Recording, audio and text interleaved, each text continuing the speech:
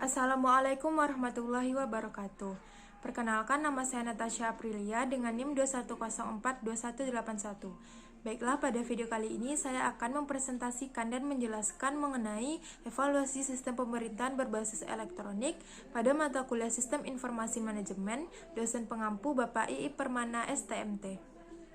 Selanjutnya, resume paper mengenai dengan judul evaluasi sistem pemerintahan berbasis elektronik ini dilihat pada artikel evaluasi sistem pemerintahan berbasis elektronik menggunakan peraturan Menteri Pan-RB nomor 59 tahun 2020 tentang pemantauan dan evaluasi SPBE pada domain layanan di Diskominfo Kota Bandung.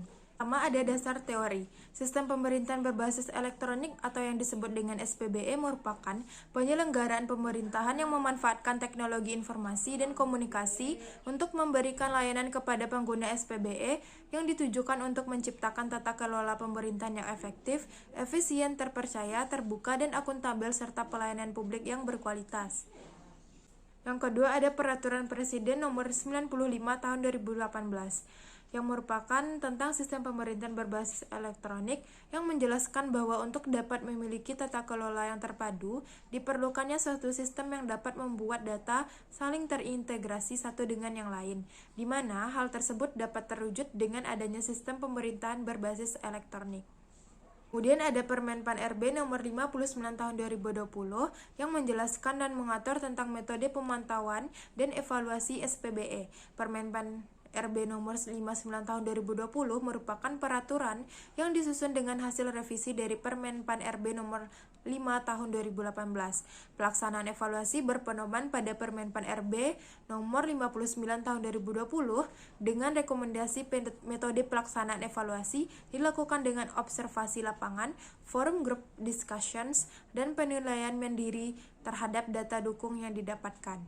Kemudian terdapat 16 indikator dan 2 aspek yang ada di dalam domain layanan. Antara lain, yang pertama ada aspek layanan administrasi pemerintahan berbasis elektronik, yang dimana terdapat 10 indikator di dalamnya.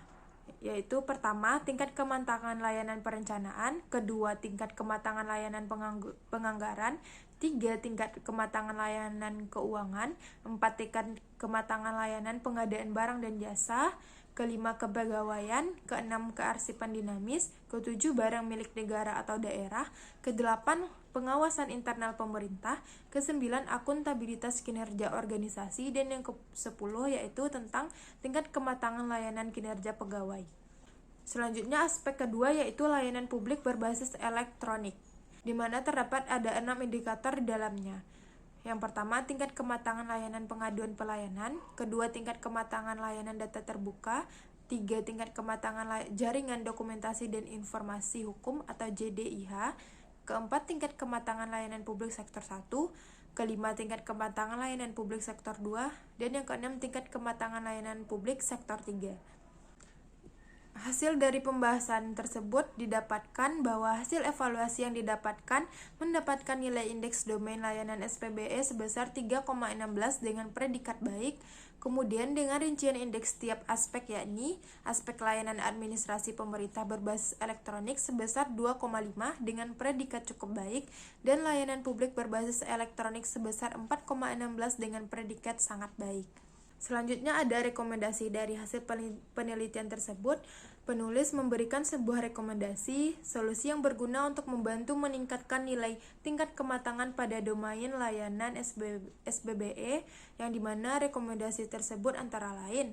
Pertama, melakukan perbaikan dan pengembangan untuk peningkatan kualitas layanan seperti pengembangan pada fitur-fitur yang ada di dalam suatu layanan, penambahan alur kerja atau langkah penggunaan layanan yang mudah dimengerti pengguna. Kedua, perlu adanya SOP layanan yang mengatur segala aktivitas serta alur kerja dalam layanan dari mulai layanan memberikan informasi kepada pengguna, memberikan layanan interaksi seperti pencarian informasi, pengunggahan dan pengunduhan dokumen, memberikan layanan transaksi basis data, validasi data, mekanisme persetujuan dan analitik data.